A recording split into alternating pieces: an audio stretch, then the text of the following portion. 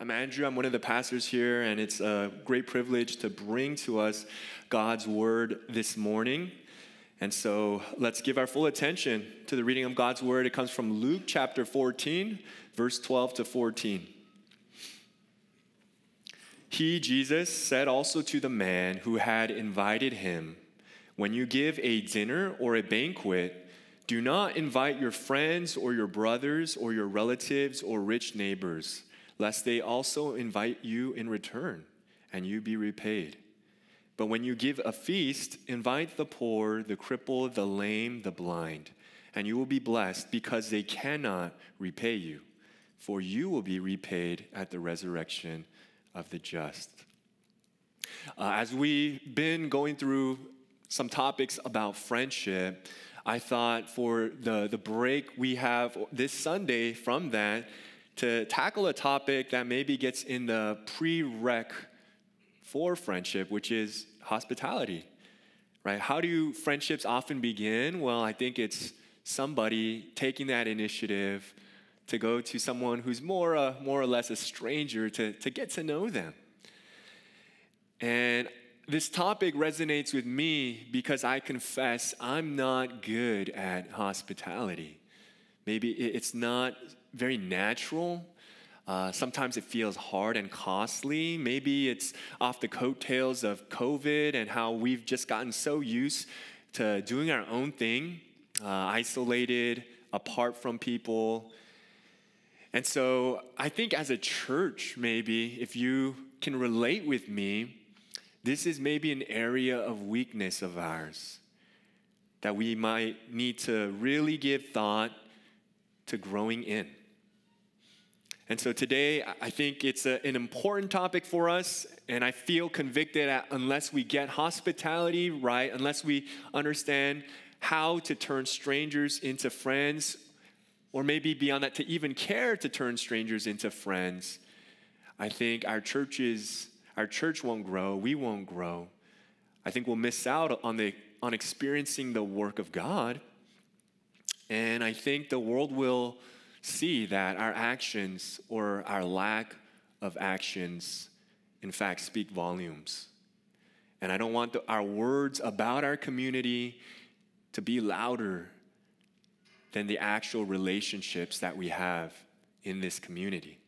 So hospitality is so important. It's so important that Paul even lists it as a qualification, right? A characteristic that's required for pastors, elders, and leaders.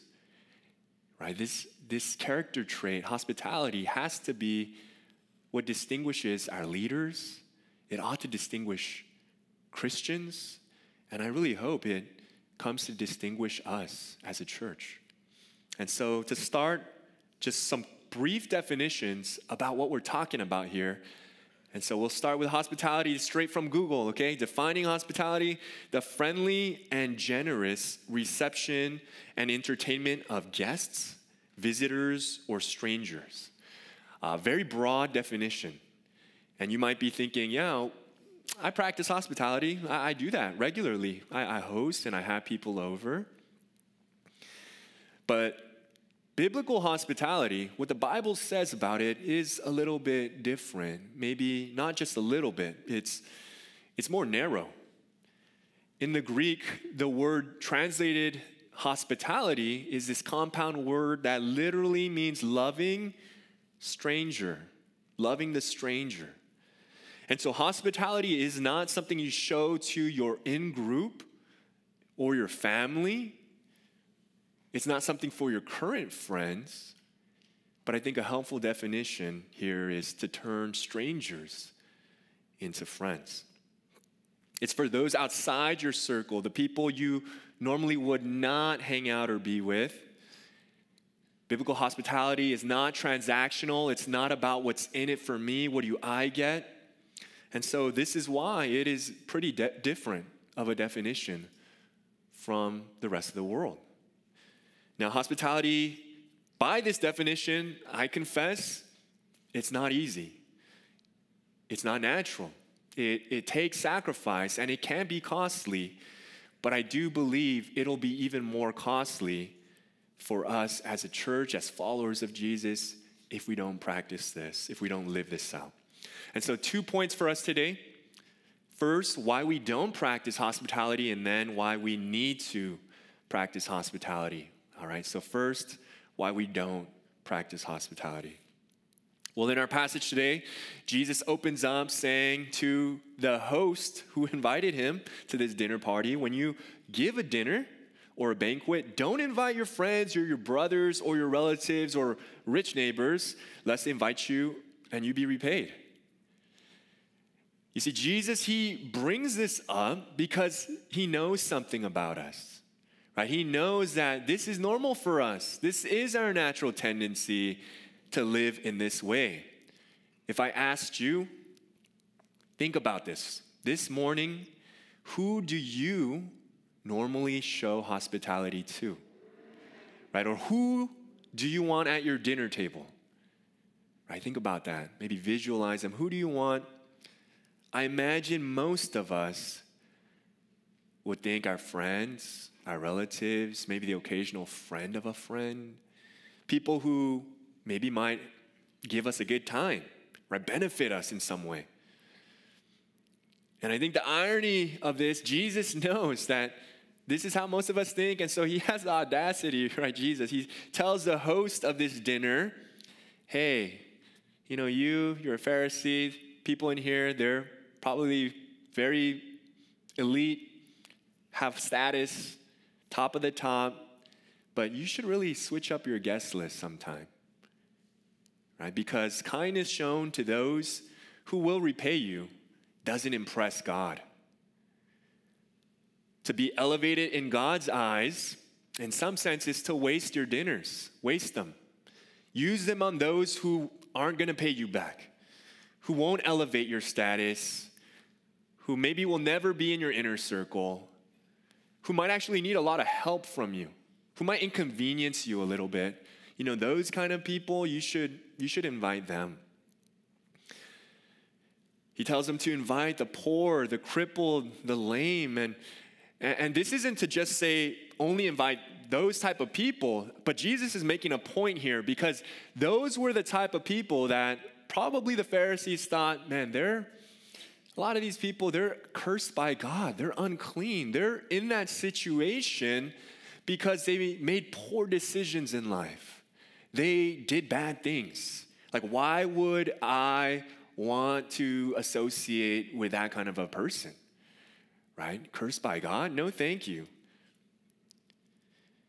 And so the point is, those whom they were most tempted to avoid, that's the kind of person Jesus says you ought to consider to invite. So who is that for you today? Right, who are the people in your life, people that come to mind maybe that you most naturally want to avoid? Maybe they're here in this church.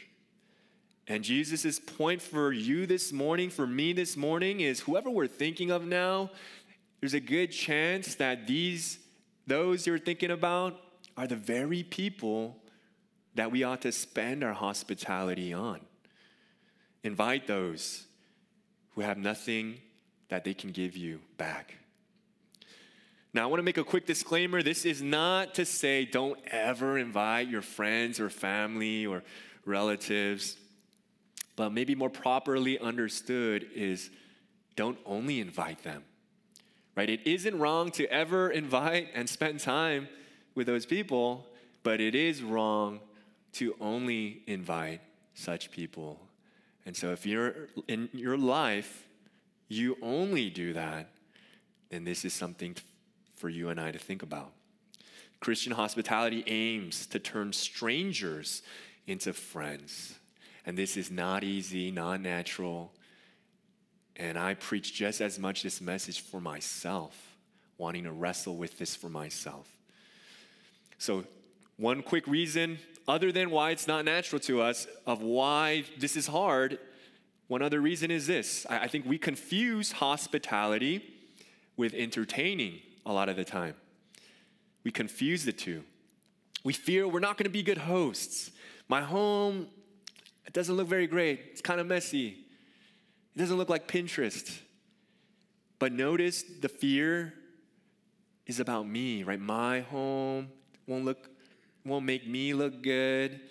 You see, entertaining is often about the host, right? Entertaining is about the host, but it's not about the guest. Hospitality is more about the guests. Hospitality is not about showing off, but about serving. And so while hospitality and entertaining, they might look similar on the surface, their motives are very different.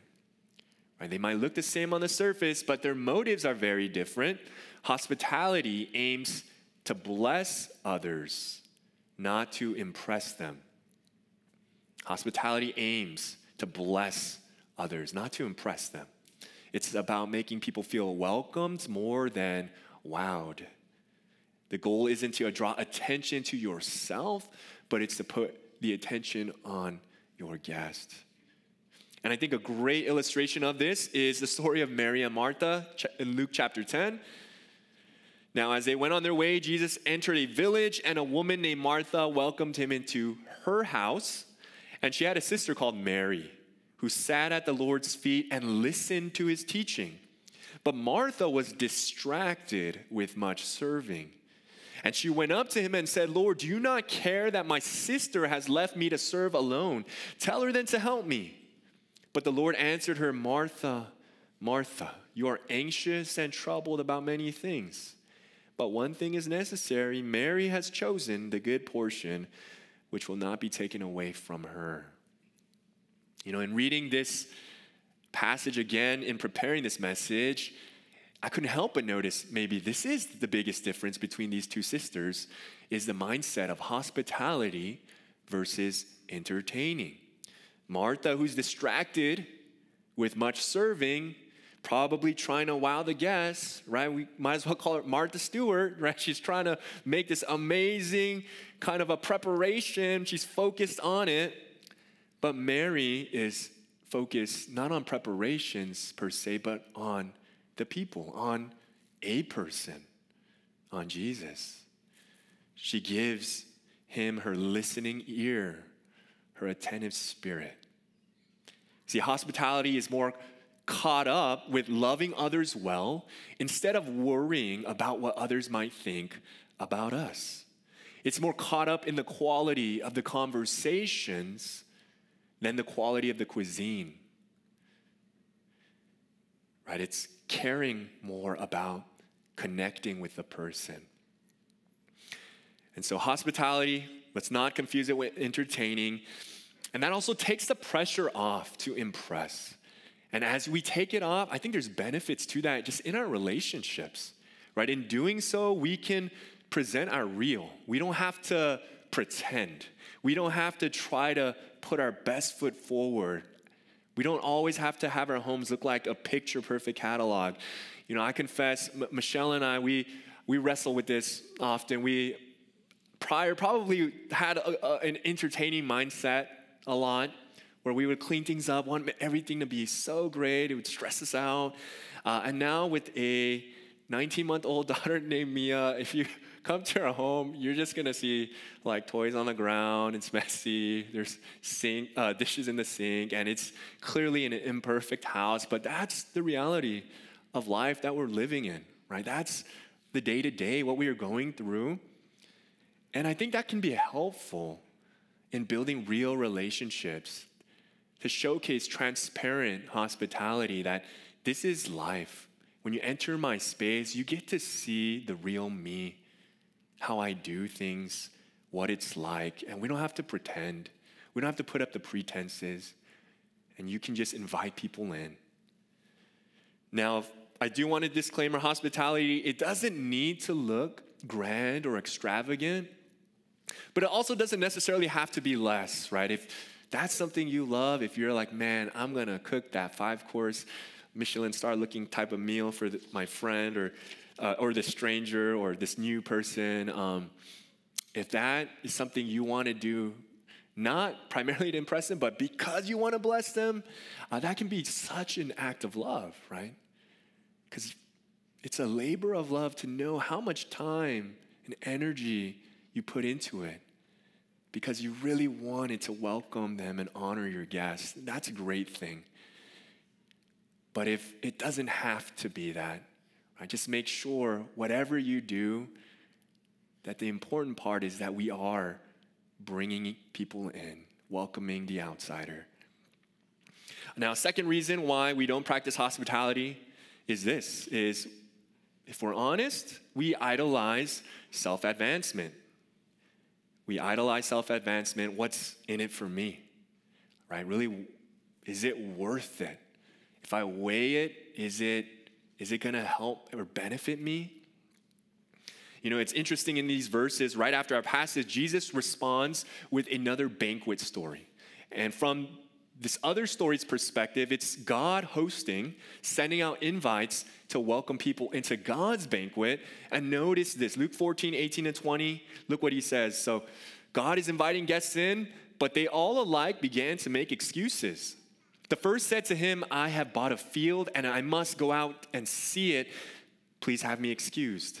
And another said, I have bought 5 yoke of oxen and I go to examine them. Please have me excused. And another said, I have married a wife and therefore I cannot come. Now these excuses made to not accept God's hospitality are often the same excuses made, I would think, to not extend our own hospitality.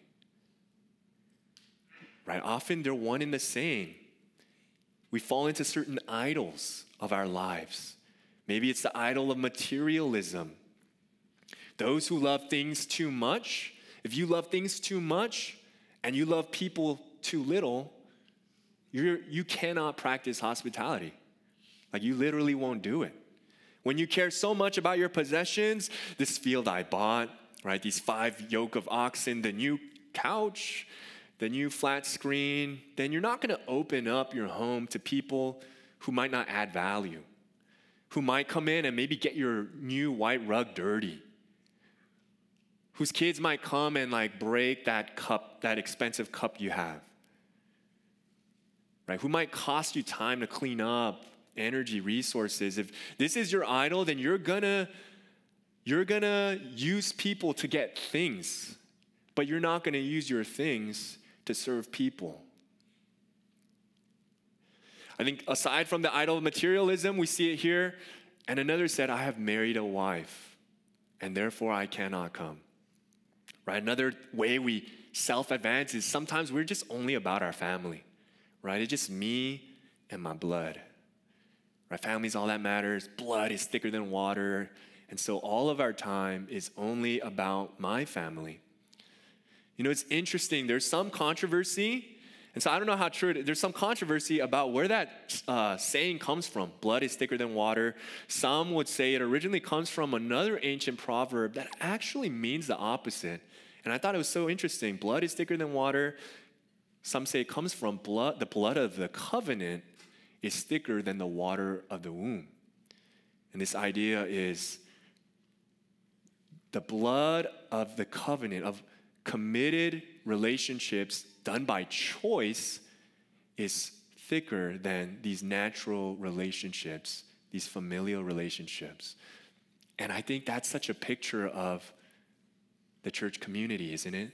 That Jesus, his blood, the blood of the covenant he made with his people, that ought to be thicker than anything else. That ought to shape and frame our priorities. And so if you made any of these things idols in your life, material, household, your family, if you're withholding hospitality, making excuses of why these people, they cannot come to my banquet, then would you consider maybe those are the very reasons that I cannot come to God's banquet? Now, I do, of course, want to balance this out. It doesn't mean to always overextend yourself. After all, you can't give if there's nothing in you to give, if you're tapped out and you're exhausted. So pace yourself well. Hospitality, it takes effort, time, and work. And so prepare for that. Rest well so you can give well. Now I want to pivot to why then we need to practice hospitality. And I want to start with this quote of why we need to practice hospitality. It's by Rosaria Butterfield. She shares about her story often. She writes a book about how she was converted and basically was converted through hospitality. She says this: Kent, her husband, and I practice daily hospitality as a way of life because we must. We remember what it is like to be lonely. We remember the odd contradiction, to be told on the Lord's day that you are part of the family of God, but then to limp along throughout the rest of the long week like an orphan begging bread. We know that chronic loneliness can kill people and destroy their hope and faith. Right? We need to practice hospitality because so much is at stake. I think first, one of the things is our witness. It affects our witness as a church. People think of evangelism often in terms of on the street, right? Street evangelism or inviting someone to church. And so I think a lot of us, we're more inclined to invite someone out to church than to our homes at times. But people are less likely to go to church than your home, especially when a lot of people have assumptions of what church might be like, right? And usually those are like negative assumptions, right? The media or sometimes the culture will portray church in a certain way. And so people don't want to be a part of that. But if I invite you into my space, there might be a little more comfort and you can observe Christianity in action, how I live it out in my life.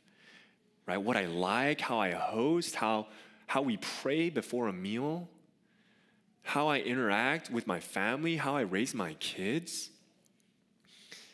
Rosaria Butterfield, in her book, she writes about how she was invited into this home of a pastor.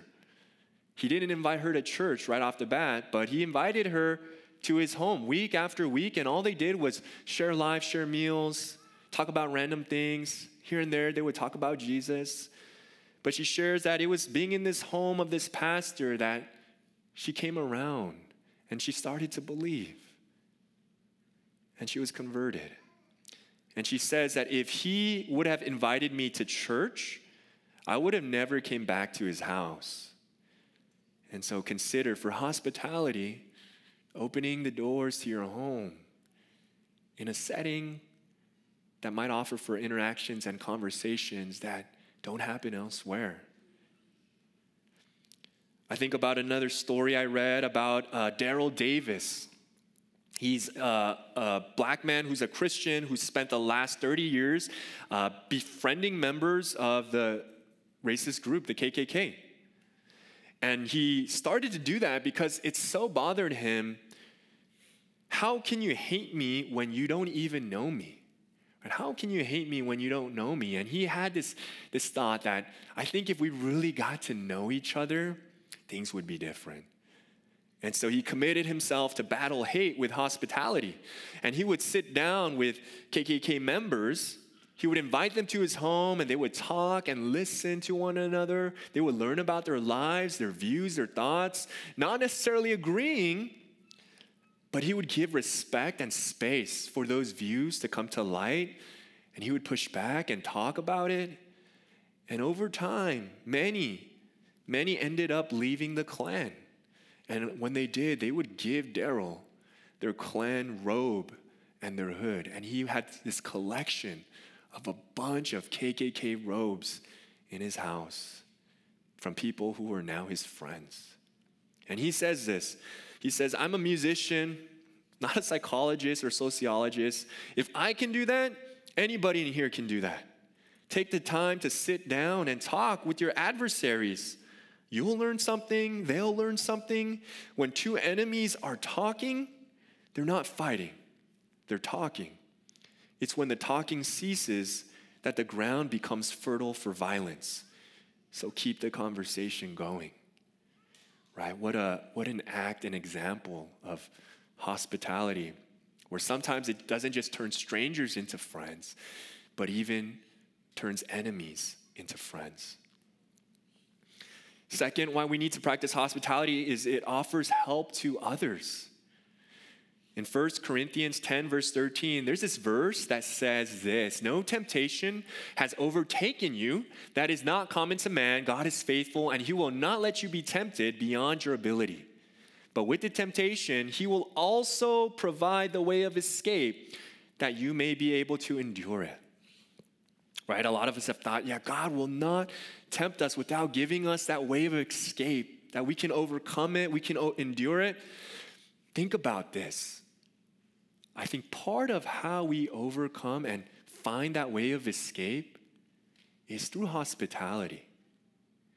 Right? Sin demands isolation. Sin thrives in getting us alone, divided by ourselves. Right? When we're alone, where sometimes we want to just indulge in maybe sexual sin, maybe it's depressive thoughts, suicidal thoughts, battling anxiety, drug abuse, right? And so imagine if somebody, maybe even after church, like I was headed home and that's what I was going to do. I was going to be alone and then I was going to do that. But if in hospitality, someone reaches out so you're not alone and you're with them, then that was your way of escape, right? God gave you that way to make it out of that temptation. And so some of us, it's helpful to remember as you practice hospitality, you might be doing a big thing for someone who would be doing something else, something harmful to themselves. And third, lastly, it provides us the joy of giving. We need to practice hospitality because it provides us the joy of giving, maybe in a way that is similar to God. Right? There's something very special in giving a gift that can never be repaid. And I'm sure part of what Jesus meant when he said it's better to give than to receive is exactly this, that it explains some of the delight and the pleasure that God gets in giving us the gift of salvation, right? We could never repay that, but God is pleased to give that to us. You know, in one sense, we can say the whole Bible can be viewed from the angle of hospitality, right? Who does God want at his dinner table? You know, in Leviticus 19, the Old Testament, there's this verse, you shall treat the stranger who sojourns with you as native among you. Basically, treat the stranger just like yourself because you are strangers. I am the Lord. In other words, God sets out to turn strangers, sinful strangers, into friends. How does that happen? Well, God himself would come in person as Jesus, the master of the feast. And he's doing in real time in the Gospels what he said in his parables, that he's come to gather people in, to invite people in to his feast, his coming feast. Right? Jesus ate with sinners. He shows them hospitality. He takes simple things like loaves and fish and turns it into massive meals. He provides the finest wine at a wedding, but perhaps his most important act of hospitality was on the cross, where he himself would become the sacrificial meal. A meal we're going to celebrate later in communion, but a meal where his body, the bread of life, was broken, and his blood, the new wine, was shed for us. And he invites us, sinful strangers, to become his friends by trusting in his work of hospitality for us. You know, this morning, you've been invited to God's dinner table, right? Will you accept the invite for the coming feast, or will you make excuses? For those of us who have accepted this invitation, I love this quote, and I hope it soaks in because this is true of all of us, that we were the orphan, but God adopted us into his family. We were the stranger without a country, but we have been brought into the kingdom. We were the widow, but Jesus has become our groom. We were the poor, but we now have a glorious inheritance. We are pilgrims here on earth, but Jesus has gone to prepare a place for us. Marvel regularly at this grace. And remember that the proper response to God's grace is grace, a lifetime of gratitude, generosity, and hospitality. Now, I want to end just real quick with some practical how-tos of hospitality. And we'll start with this first one. Make the most of meal times. Make the most of your meal times. Because eating in the scriptures is more than about the food. I love what Justin Earley says. He says, it's remarkable how much the Bible talks about food as a spiritual matter. Rarely is food just about physical nourishment. It is always about driving us toward relationship with God and others. Food, there's something spiritual about food, right? There's something special about it, right? Maybe that's why food can so affect our moods, right? Sometimes we talk about food like, man, that was heavenly. And I think we were created that way for a reason. That food was so tied to relationship. And I think we still practice that now. It's sort of ingrained in us, right? You meet with people over meals. You go to a cafe, right? First dates are done over food. And so there's something special about food. And I think we ought to think that way. Use your meals to invest in people, right? If food is meant for that, then think, how can I invest in people with the meals that I have? Because everybody has to eat. And so everybody has an opportunity to use that to draw near people. And so budget for it. Save so that you can spend on others, on hospitality. Plan maybe a meal a month. I know Michelle and I, my wife, this is something we want to get better at, and we're setting things aside, plan for it. Once a month, on this day, at this time, this is an open slot. Let's try to fit someone in. Maybe once a week, right? Just make sure it's not never. Second, invite people into your rhythms. I think we typically associate hospitality with opening up our homes, but it doesn't have to look that way. There are a lot of ways to do this. We can be creative, right? Turning strangers into friends, that's pretty flexible. It's pretty broad. So start where you are, depending on what life stage, what season you're in, right? If you have to shop, invite someone to go to the market with you, right? Invite someone out to go to the park with you and your kids. If you have new neighbors in the area, offer to show them around. Give them a list of maybe your favorite local hotspots. Offer to go with them one day.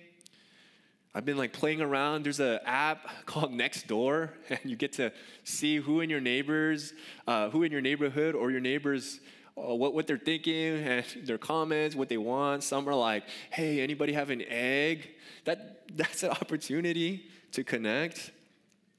If you don't have a space or a home, go out, right? Hospitality, you can do that outside as well, at a coffee shop, over boba. Or it can even be going to them. If you'd be open, I would love to visit you, right? And we see Jesus do this, right? With Zacchaeus, he says, I'm coming to your house tonight, right? And so Jesus demonstrates for us, you can show hospitality as both host and guest. Because if it's about turning strangers into friends, then both sides can contribute to that.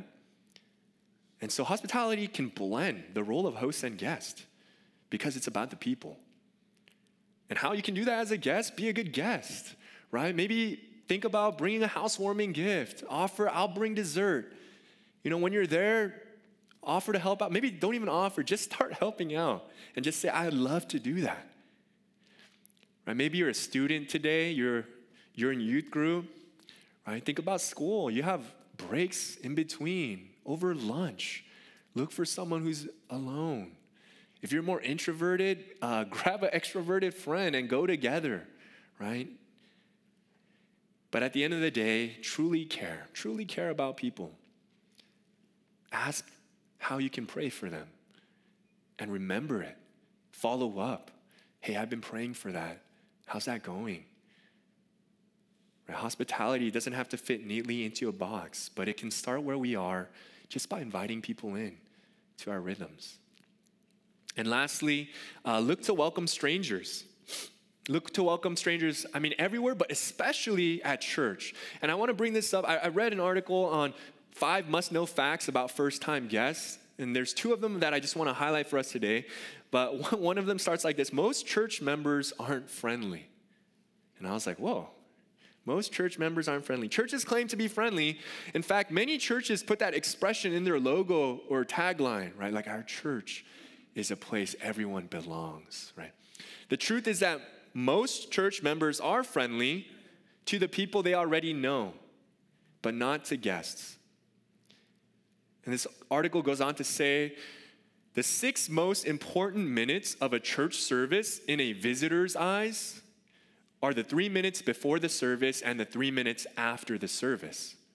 Most people know that from those 6 minutes, whether or not that they're going to come back next week or ever. And I do think this is pretty true. I remember when I first came to our church, I think I shared this before, in 2010, somebody on the welcoming team, they greeted me, struck up a conversation, and then the next week I came, they greeted me by my name. And that always stuck with me, that, wow, you remembered my name. It wasn't just like a formality, hey, this is my welcoming team member job, but like you put thought to remember my name and what we talked about. And I was showed hospitality, and I was a stranger. And now that person, we're friends, and it just shows how far hospitality can go. And so after the service, I really want to encourage you, if possible, don't immediately just go to your friends. Your friends will probably be there for a while, right? We loiter there for a long time. But there are people that those 3 minutes matter a lot. And so consider meeting someone new, striking up a conversation. Maybe invite them to lunch after service or connect with them during the week. We covered a lot, and as we end here, despite all we talked about, it won't matter if we don't do it. Right? There's a lot we talked about, but it's not going to make a difference if we don't obey the words of God to do it and live it out. And I'm convinced that this is not just something optional for churches, for us, for me, but to do otherwise actively destroys our witness to the world. Beyond that, I think we're missing out. We're missing out to experience God, to see his transforming work in people's lives, in our lives, all the friendships that could be, that are possible if we were just hospitable. And of course, many of us would not have come to faith or have not have committed to this church if it weren't for people reaching out to us when we were the stranger. Right? We love the stranger. We welcome them because we were the stranger. And hospitable people are in the business of turning strangers into friends so that by God's grace, those friends might go on to become a part of the family of God.